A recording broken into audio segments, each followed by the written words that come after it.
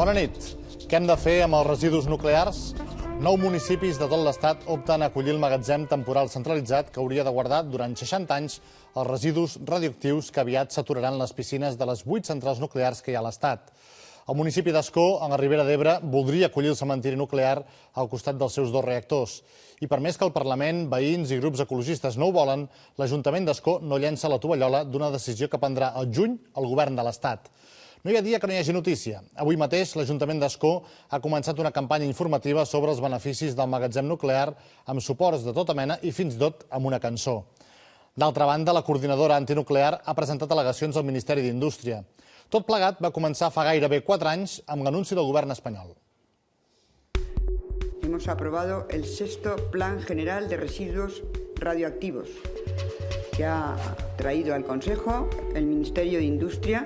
Se contempla la puesta en marcha de un nuevo almacén temporal centralizado de residuos que tendrá asociado un centro tecnológico de alto nivel. Si al final no es fa, els asseguro que d'aquí pocs anys ho lamentarem. Qui millor que l'equip de govern o que l'Ajuntament per saber què interessa en cada moment. Són la gent escollida per aquell poble, en aquest cas per Ascó. Acord de presentar la candidatura del poble d'Ascó a la convocatòria de les bases sobre la possible designació del magatzem temporal centralitzat. Vots afirmatius?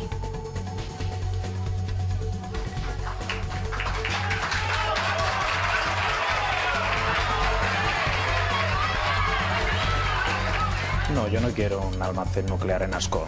La proposta de resolució sobre el rebuig de la ubicació d'un magatzem temporal centralitzat de residus nuclears d'Ascó ha estat aprovada per 111 vots a favor i 14 abstencions. També se li ha de dir a l'Ajuntament d'Ascó que aquí no és només un tema d'un ajuntament, d'un municipi, sinó que és un tema d'unes comarques que ja tenen uns costos d'implantació d'energia nuclear molt grans. No tindrem més remei que obrir un expedient informatiu. Tothom ha vingut a la Ribera a manifestar-se pel no, dirigents de partits polítics, i cap d'ells ha vingut amb una alternativa de dir, mira, jo vinc aquí amb una aposta de porto 3 empreses que crearan 300 llocs de treball.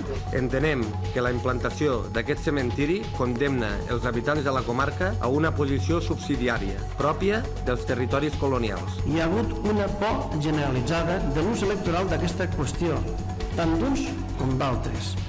El Parlament, doncs, ha pres una decisió sense tenir en compte una part molt significativa de la societat civil catalana. La candidatura d'Ascó està totalment aïllada, és a dir, és l'únic municipi qui ho ha demanat. Per tant, davant d'aquesta evidència, i com sempre venim fent, també demanem que l'Ajuntament d'Ascó, per respecte i dignitat cap al territori, retiri la candidatura i, en qualsevol cas, insistir molt que l'Estat demani-li que desestimi ja definitivament aquesta opció. José Montilla, com a ministre d'Indústria, va aprovar que calia un magatzem de residus radioactius i, com a president de la Generalitat, no el vol per Catalunya. Al Parlament, en aquesta votació que vèiem, hi ha partits que van votar contra el cementiri nuclear i, en canvi, al Congrés havien votat que sí. Convergència i Unió va donar suport a l'alcalde d'Ascó i després no només li va treure, sinó que li han obert un expedient informatiu. Per això, més enllà dels partidismes i dels interessos, per parlar de la necessitat o no de l'energia nuclear, hem buscat una opinió independent. L'anàlisi d'un expert que és una eminència internacional, d'algú que parla amb coneixement de causa i sense més interessos que la mirada pròpia i la fidelitat a la ciència. És el senyor Antoni Lloret. Bona nit i gràcies per venir. Bona nit. Antoni Lloret és doctor en Ciències Físiques per la Sorbona de París, és expert en energia nuclear, és membre del Consell Assessor del Desenvolupament Sostenible i ha estat, entre moltes altres coses, director del Centre Nacional de la Recerca Científica de França. Bé, es calcula que d'aquí 3 anys, el 2013, a la piscina del magatzem de la central d'Ascó ja no hi caurà més residus radioactius. Per tant, què hem de fer per poder emmagatzemar tots aquests residus que ja no hi cabran a les centrals? Aquí heu dit una cosa molt important, és que per què no hi cabran aquesta data? Per què no hi cabran? Doncs per una raó molt senzilla, perquè les centrals nuclears han estat previstes per un temps determinat i no per més. Esclar, a partir del moment en què es pretén que la vida de les centrals s'allargui, llavors, esclar, aquí es creen problemes que no estaven previstos al començament. La vida d'una central és d'uns 30 anys? Normalment són 30 anys i així es va pensar en el moment en què es va construir. I tot sembla ser que es va preveure d'aquesta manera. I, naturalment, és una xifra. Per què es diu 30 anys? En realitat, perquè es considera que amb la tecnologia moderna no hi ha pràcticament cap exemple de res, de cap realització, que duri més de 30 anys amb un funcionament normal. És una cosa lògica. Clar, pel nuclear encara és pitjor, perquè el nuclear és una tecnologia molt dura, molt agressiva, en què els materials es pateixen, en què és complexa, i naturalment encara queda més justificat pel nuclear els 30 anys aquests. A partir del moment en què es vol que s'allargui més, apareixen els conflictes. Bé, com que s'allargaran una miqueta més, si més no, el Pla d'Energia de la Generalitat diu que tancaran les 3 centrals que tenim el 2022. Això vol dir que tindran pràcticament 35 anys de vida Escó 1, Escó 2 i Vandellòs. D'aquí a allà, però, ens caldrà aquest cementiri sigui un cementiri temporal centralitzat, és a dir, un per tot l'Estat, com pretén fer l'Estat espanyol, o bé el sistema americà, que sembla que aquí no es té en compte, que és fer un cementiri temporal individualitzat, que és un cementiri més petit, per dir-ho així, al costat mateix de cada central nuclear. Aquesta li semblaria una opció millor? Mireu, perdoneu, però és que a mi no em sembla bé cap d'aquestes solucions, perquè o les centrals estan previstes per uns anys i al cap d'aquests anys s'han de tancar i les deixalles es queden a dintre normalment i no s'ha de fer cap més cementiri ni cap més cosa estranya i tot entra en l'ordre, o bé llavors entrem a dintre per intentar resoldre uns problemes, que és el problema de les deixalles, per al qual no hi ha absolutament cap solució satisfactòria. No n'hi ha cap. Per què no? Què li preocupa? El transport, de portar els residus d'altres centrals? Tot. Les deixalles, que és una cosa que sap molt bé que apareixen i que es produeixen, no se sap què fer-ne, no se sap on guardar-les, ni com guardar-les, ni de quina manera no esdevinguin perilloses. No hi ha una tecnologia que permeti de resoldre aquest problema enlloc del món. Llavors, es fan, doncs, pedaços? Pedaços, s'intenten trobar solucions i precisament aquest cementiri nuclear que es preveu a Ascó és un intent de resoldre un problema que jo crec que és insoluble. El que passa és que, esclar, hi ha solucions que són millors que d'altres i jo trobo que complicar la situació d'unes centrals nuclears que estan al final de la seva vida, que estan amb una tecnologia que és obsoleta, cada cop més vella. Solucionar problemes per aquesta tecnologia posant pedaços d'aquestes dimensions i aquestes coses és un error. És un error, no porta enlloc. Val, amb tot serà un error, però alguna cosa haurem de fer, perquè no n'hi cabran més de residus a les piscines i, com dèiem, les 8 centrals que hi ha a l'Estat estan pràcticament saturades. Sí, no, però és clar que s'ha de fer. Tancar les centrals. És que és aquesta la solució. Però necessitem energia. Necessitem crear energia, i l'energia nuclear abasteix el 19% del consum que hi ha a Catalunya. Escolteu una cosa. Aquí hem d'anar molt en compte perquè és veritat que tothom diu és que si es tanca la central ens quedarem sense energia.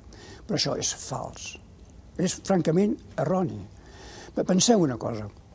En aquests moments, l'any 2009, Espanya, l'estat espanyol, ha exportat electricitat a l'estranger, és a dir, França, el Marroc i Portugal,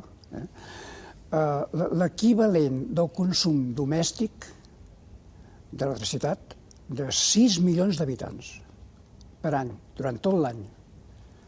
Realitzeu la xifra, el que significa això. Realitzeu la quantitat d'energia que significa.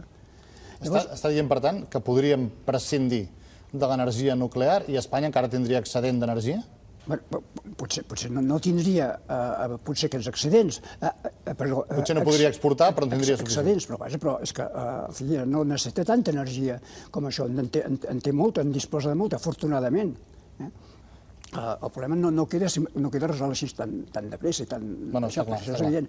Però, en fi, ens hem passat mesos en què les centrals nuclears no han funcionat i ningú se n'ha assabentat. No passa res. Compensar el 19,3%, sembla que és, d'energia nuclear elèctrica a l'estat espanyol no és una complicació. No és pas tanta energia com això. Amb una diversificació de centrals cogeneradores, de centrals de cicle combinat i de centrals eòliques, amb una combinació d'aquestes, es resol aquest problema bastant ràpidament. El problema rau en el a partir del moment on hem de preveure l'esdevenidor. Perquè aquí, a l'esdevenidor, se'ns presenta factors tan importants com és el final del petroli i factors tan importants com pot ser l'augment de les necessitats energètiques, etc. No, per exemple, de petroli, de consum d'energia a Catalunya. El 48%, gairebé la meitat, procedeix del petroli. En segon lloc, el gas natural, un 25%, i després ja arribem a aquest 19,3% que deia de la nuclear. Si, com diu el govern, d'aquí a 10 anys s'haurà incrementat en un 20% el consum d'energia a Catalunya. També ens diuen que d'aquí 20-30 anys hi haurà el peak oil, és a dir, s'acabarà el petroli. Si tanquem les nuclears, com diu vostè, amb el vent i el sol potser no farem prou. És clar que farem prou, i us diré per què. Perquè és que no hi ha 36.000 solucions. És una solució molt important. Penseu una cosa, en aquests moments, només l'eòlica a Espanya ha estat capaç de cobrir la demanda de tota Espanya amb més d'un 50%, amb més d'un 50%. Si això es pot fer, això són rècords que s'han creat, no vol dir que sigui cada dia, però si avui dia som capaços de batre aquests rècords, com no ens podem organitzar perquè d'aquí 20 anys o els que siguin s'arregli tot el sistema energètic d'una forma diferent? D'altra banda, el que sí que és evident també és que no podem continuar un desenvolupament com s'ha continuat fins ara, això tothom ho diu, és impossible continuar això. Hem de buscar unes altres formes de vida, unes altres formes de producció, unes altres formes de comportament. Hem d'estalviar energia. Avui dia hi ha un malgastament de l'energia elèctrica brutal, brutal. Deixi'm tornar un moment encara sobre els cementiris nuclears, que veig que vostè no en diu en cap cas magatzem temporal centralitzat. És que és molt complicat de dir això. L'eufemisme no li agrada. És un cementiri nuclear. No sé, és que és un cementiri nuclear, no sé per què no ho seria. I llavors, anant sobre el cementiri nuclear, el transport de la mercaderia, de les deixalles, dels residus, de qualsevol de les centrals de l'estat espanyol, allà on es faci el cementiri nuclear, és perillós? Naturalment, tot el que significa portar d'un lloc a l'altre, tocar, manipular material radioactiu, és perillós per definició, no pot ser d'altra manera. Naturalment que s'agafen moltes precaucions i moltes tecnologies, però no deixa de ser perillós. I d'accidents n'hi ha hagut molts en aquest sentit. No és una novetat, no s'ha de sorprendre, no ha de sorprendre ningú pensar que no hi ha hagut accidents. Sovint es tapen, s'oculten. Sí. De totes formes, aquests materials... Hi ha un debat sobre el cementiri molt curiós, perquè, per exemple, jo vaig tenir ocasió de sentir a la televisió, en una televisió, un catedràtic d'enginyeria nuclear que afirmava que d'aquí uns anys tots aquests materials que quedarien en aquest magatzem que es proposa seria una riquesa, perquè gràcies a la recerca aquests es podrien tornar a utilitzar i se'n podria tornar a obtenir energia. Em sap que jo també ho vaig veure i era aquí els matins de TV3. No. No? No, això no era TV3, això. Però, esclar, fixeu-vos que és que és molt gros això, perquè què significa això? Significa que si és així, ens hauríem tots de precipitar a comprar aquests materials ara que són barats, perquè si és tal riquesa, però esclar, això no té sentit, no té cap sentit, i no és veritat de passar que la recerca vagi per aquí. Jo sé com va la recerca i no va per aquí. Per on va la recerca? No, la recerca per aquí no pot anar-hi per la raó següent. Tot això jo m'imagino, interpreto, perquè, esclar, hi va haver uns anys, hi ha un premi Nobel molt famós, que és el doctor Rubià, que va imaginar un projecte fantàstic que se'n diu l'amplificador d'energia i que consistia en obtenir l'energia de fissió, com les de les centrals nuclears, però no a partir de la radiació de l'urani, la cadena, la reacció amb cadena i tot això, sinó a partir de neutrons que es creen amb els acceleradors de partícules. Aquesta tecnologia és molt segura, està molt bé, i a més tenia un avantatge, i és que amb aquests mateixos neutrons es podien transmutar a les deixalles radioactives i transformar les que tenien una vida llarga en una vida més curta. Tot això fantàstic, però al moment de fer càlculs un es va adonar que per fer això els materials havien d'estar molt purificats, és a dir, que només es podia tractar de bombardejar un material sense cap mena d'altres materials al voltant. Això significava una química de totes aquestes deixalles, que és una cosa caríssima i que no se sap fer de passada, és molt complicada. I per tant esdevenia completament irrealitzable. El 21 de desembre d'aquest any, a més, han de tornar a l'Estat els residus que es van treure de Vandellòs 1 després de l'accident del 89. I en aquell moment es van dur cap a França. Per contracte, ara, tots aquells residus, aquelles deixalles, haurien de tornar a l'estat espanyol. A part que això ha costat 40.000 euros al dia durant tots aquests anys, els residus radioactius no poden tornar perquè aquí no hi ha el cementiri nuclear. Aleshores, què fem? Que s'ho continuïn quedant a França i anar pagant interessos i lloguer de magatzem, per dir-ho així? Jo no sé, jo no tinc potser la mateixa informació que teniu. Segurament vostè la té millor. Segurament vostè la té millor. No, perquè, en fi, és que també costa tenir la informació amb aquest tipus de coses, no és pas evident, no pretinc pas tenir la veritat absoluta. Aquí el que hi ha és que l'urani que es va... En fi, l'urani... Les deixalles que provenien de Vandellòs s'havien de tornar a França perquè França volia obtenir l'urani per raons militars. Però un cop extret aquest urani quedava tota una sèrie de material molt radioactiu, d'alta activitat, que s'havia de tornar cap a l'estat espanyol, cap a la península.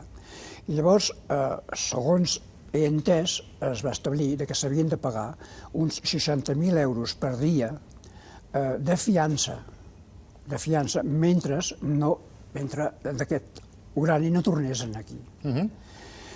O sigui que és una fiança.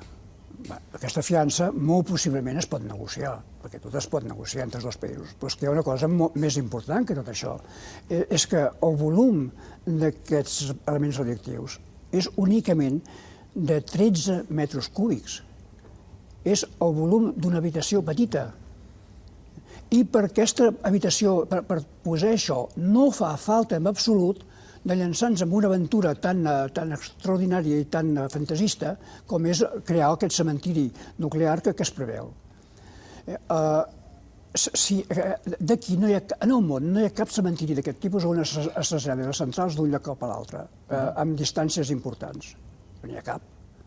Perquè les americanes tenen totes aquests magatzems al costat. Les holandeses no ho tenen gaire lluny, molt a prop. Esclar, és que aquí es portaria materials a milers de quilòmetres. Tot veig, senyor Lloret, que vostè no qüestiona tant que també els cementiris nuclears, sinó les centrals nuclears en si. Les tancaria totes de cop.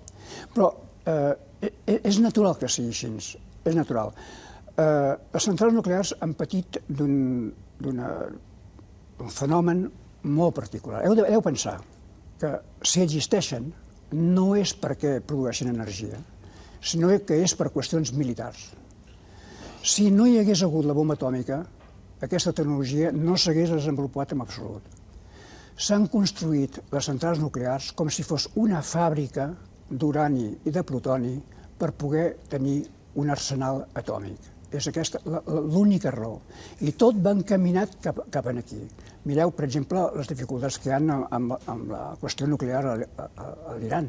Aquest és l'origen, aquest més clar ja no ho poden dir ells. En canvi, a França, i això no em quadra gaire, i vostè ha estat allà director del Centre Nacional de Recerca Científica, l'energia, el 78% de l'energia que consumeixen a França prové dels 59 reactors que tenen. És a dir, l'energia nuclear a França va tota pastilla.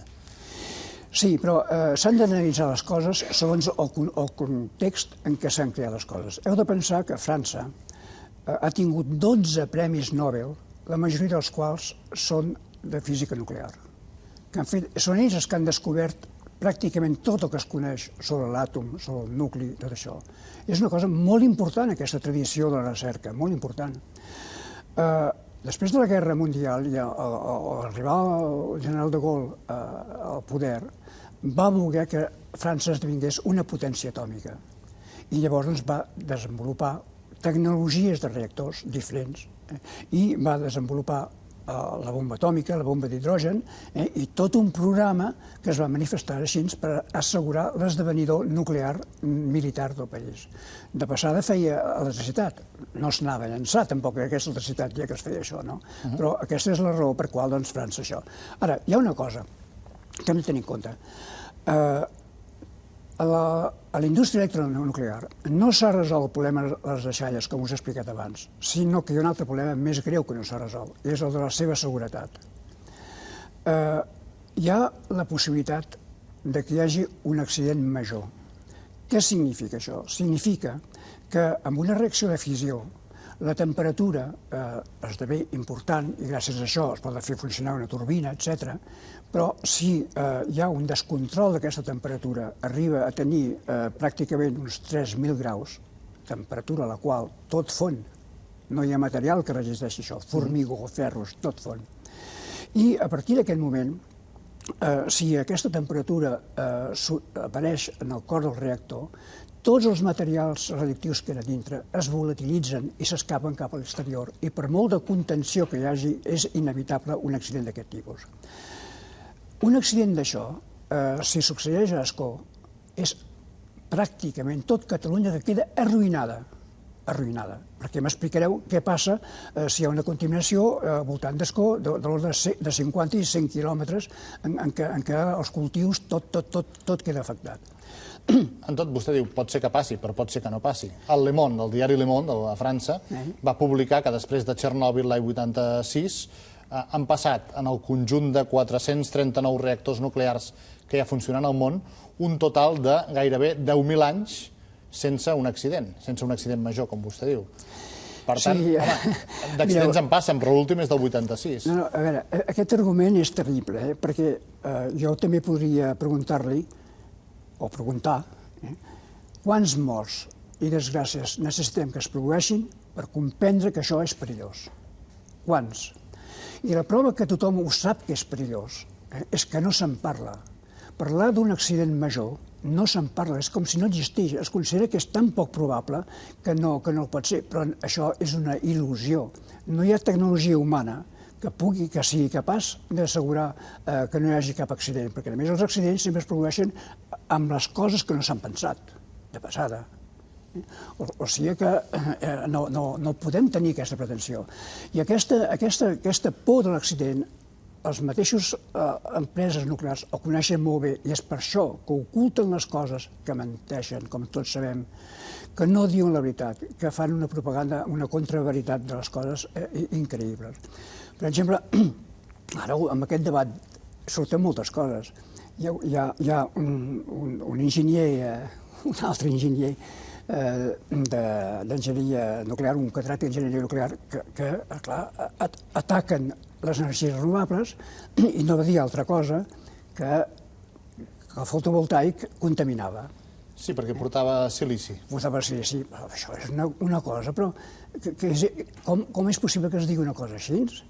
Perquè el silici és la sorra, i la sorra no produeix cap contaminació de cap tipus. I esclar, el pitjor, que m'ha saber més greu, és que el senyor Cuní, que és un periodista que jo respecto moltíssim i que trobo que és molt bo i molt interessant, malauradament, el dia següent va amplificar aquesta notícia dient pràcticament textualment i ara sabem que l'energia solar fotovoltaica contamina. I això és terrible per augmentar la confusió de la gent. No contamina? No. En tot cas, deixi'm defensar la nuclear i vostè, si vol i si pot, em desmenteix l'argument. És l'energia més barata de totes? No. No? No. És més barata que el cicle combinat, que l'eòlica, que la fotovoltaica? Per preu d'euro cada megawatt, sí. A veure, una cosa és el preu amb el qual es compra, però no és pas la més barata. L'energia més barata de totes és indiscutiblement el petroli, i de molt. I el carbó, potser no tant, però vaja, Déu-n'hi-do. Però el més barat de tots és el petroli. Res pot competir amb el petroli. Dit això, Resulta que cada producció d'energia té uns costos interns, uns costos socials. I, precisament, el nuclear té un cost social molt important associat que no ho paga la companyia que produeix. No ho paga. O paguem nosaltres, o paga l'Estat. Paguem nosaltres amb la factura de la llum. Exactament. Nosaltres paguem la factura. Els impostos. Nosaltres paguem el nuclear de dues maneres. O paguem amb la factura de la llum, l'electricitat, i ho paguem amb els impostos que amb aquests s'han de cobrir. Per exemple, ara què és que els cobriria? El cementiri. El cementiri no ho paguen les companyies. O paga l'Estat. Totes aquestes qüestions d'aquest trasllat que parlàvem dels deixalles que hi ha a França, tot això corre a càrrec nostre de l'Estat. Esclar, en aquesta situació, si l'Estat m'ho paga tot, naturalment que jo produiria una electricitat barata. Segon argument, l'energia nuclear no fa mal a la capa d'ozó, no crea gasos contaminants que perjudiquin l'efecte que produeixin l'efecte hivernacle. Ho sento, senyor Bosch, però això també és fals. No és correcte, això. Quan es parla d'energia nuclear s'ha de contemplar tot el que passa en el cicle nuclear. I el cicle nuclear comença a les mines, on hi ha una producció fantàstica de CO2, continua amb tota la metal·lúrgia que és d'alta temperatura per constituir les barres de combustible, continua amb la mateixa central i després continua amb les deixalles i finalment s'acaba amb una cosa molt important, és el desmantellament de la central, que això és un cost energètic molt gran i que, naturalment, les companyies elèctriques no pagaran. No pagaran. Ha parlat del desmantellament, veig que és una altra paraula que també li fa una certa recança. Què passa amb els residus quan es tanca una central? Què passa amb els residus i amb l'urani i tot plegat que queda dins? Mireu, no hi ha experiència en aquest sentit. Com he dit, no hi ha solució de saber què se n'ha de fer. La solució més senzilla és que es deixin les deixalles on estan, que es tanqui la central i llavors que es prepari aquesta central perquè aquestes deixalles puguin estar allà quietes durant centenars, si no milers d'anys. Que de seguida està dit, això. Sí, sí. De seguida està dit. És la solució, per ara, que és més segura i la més confortable de totes. No necessita traslladar deixalles residus d'un costat cap a l'altre. Perquè ara penso una cosa. Imagineu, amb quina dificultat es fiquen a Ascó que de tant en tant arribarà un tren, uns camions, etc., carregats de maneres radioactives, que es creuen que no hi haurà cap manifestació per aturar això, que es creu que quan arribi el comboi amb matèries radioactives la gent del poble anirà amb floretes a dir hola, que contents que estem. És que s'ha de ser una mica realista. Aquest cementiri està afegint una dificultat amb una altra dificultat que existeix, que són les centrals nuclears. I Ascó no s'ho mereix, de tenir encara més dificultats. No s'ho mereix perquè és un poble que patirà per sempre la presència d'aquest objecte tan estrany que és aquest mausoleu, a dintre del qual hi ha unes substàncies radioactives. En qualsevol cas, dèiem, senyoret, les centrals a Catalunya tancaran el 2022, perquè així ho diu el Pla d'Energia de la Generalitat. Això voldria dir que hauran tingut una vida de màxim 35 anys. Als Estats Units hi ha 41 reactors, 41 centrals, que ja els han donat permís per operar amb 60 anys de vida. Allà hi ha més risc d'aquest accident major que diu, per tant. Esclar, és natural. Però això és inevitable, perquè passa una cosa, és que com més vella és la central, més augmenta la probabilitat d'un accident major. Més augmenta. Això de l'accident major és una cosa... Que crea un mal rotllo, senyor Lloret? No se'n vol parlar. Mireu, jo, quan hi va haver el sisme d'Haití, em vaig escriure un article d'opinió perquè hi ha la possibilitat que es produeixi un accident major amb una nuclear causa un sisme. I la zona d'Ascó, Tivissa, és un centre pràcticament vulnerable des del punt de vista sísmic. A Tivissa va haver-hi un terratrèmol important al segle XIX. Clar, i això vol dir que tornarà a ser-hi. Això és la tècnica, la ciència dels terratrèmols diu això. I és curiós de comprendre, perquè si es produeix un sisme és perquè hi ha una falla dintre que es trenca i aquella falla es torna a trencar un altre moment, perquè no deixen d'existir. I parlava, i l'únic que deia en aquest article deia anem amb compte, perquè aquesta possibilitat d'accident major és possible i ho hem de saber-ho. Vaig quedar molt sorprès que ni el periòdico ni el diari Avui en publiquessin aquest article, sense cap mena d'explicació ni res. Potser és que l'article era tan dolent que no mereixia ser publicat.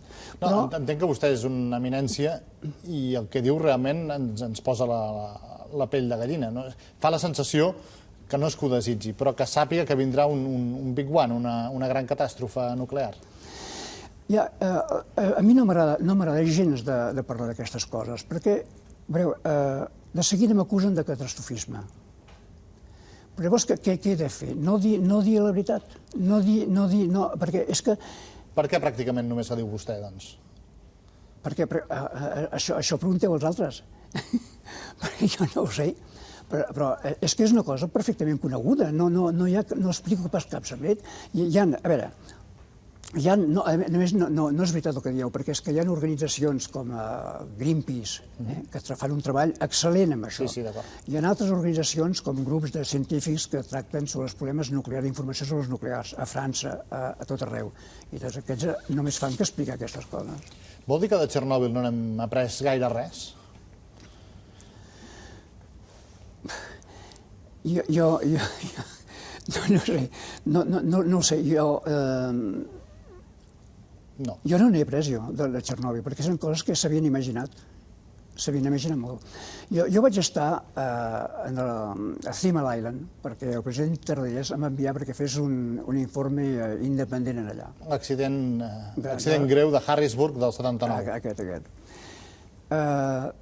Deixi'm dir, perdoni, que el senyor Antoni Lloret va ser l'únic investigador del món que va poder donar el valor de la radioactivitat que hi va haver en aquest accident greu del 79 a Harrisburg, a Three Mile Island.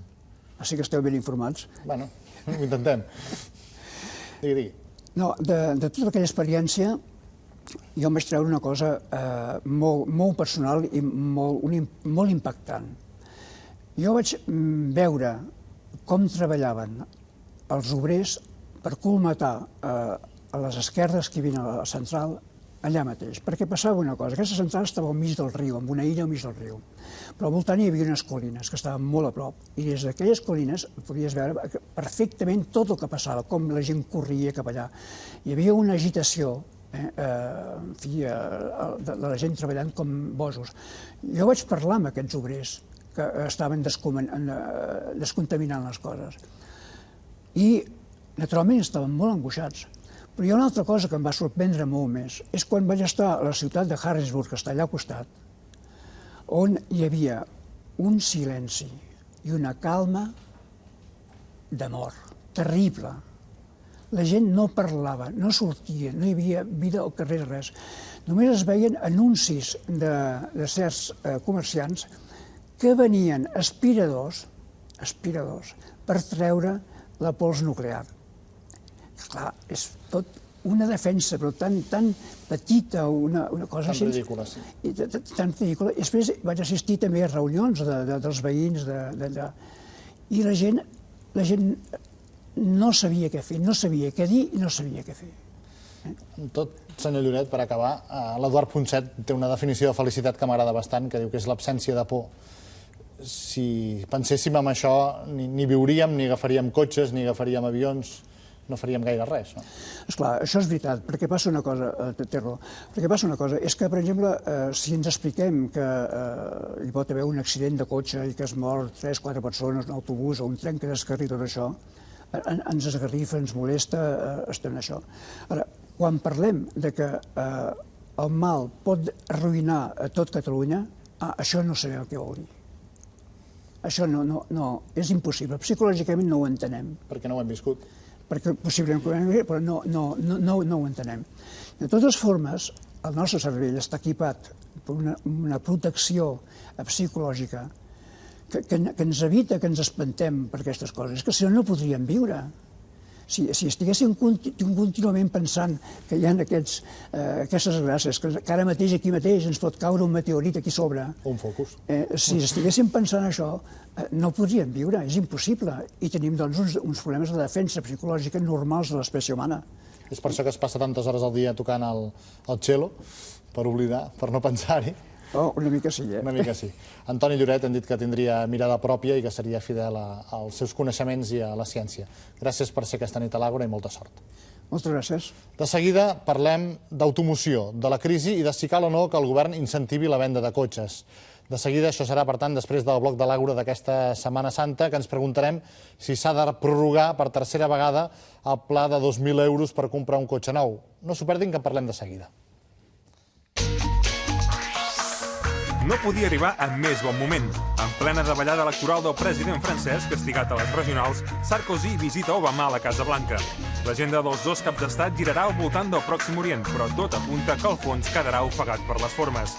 Perquè Sarkozy, que està en un dels seus moments més baixos, vol aprofitar que Obama està al capdamunt de l'onada d'eufòria provocada per la reforma sanitària. El truc no és nou, una bona foto per millorar la imatge. Queden 4 partits perquè el Barça arribi a la final de la Champions al Santiago Bernabéu. I el primer és aquest dimecres a Londres contra l'Arsenal per TV3.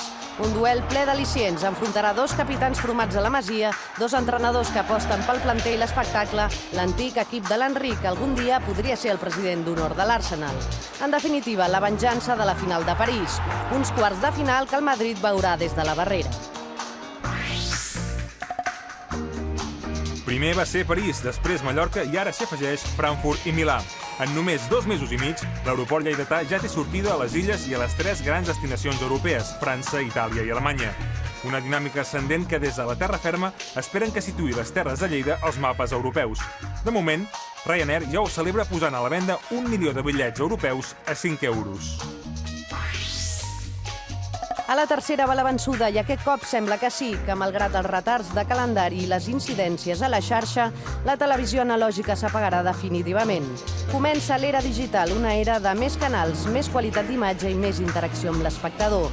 Si més no, aquest és l'objectiu de la Unió Europea, encara que el cert és que, ara per ara, la imatge s'encalla cada cop que plou o bufa vent. Peatges de l'era digital.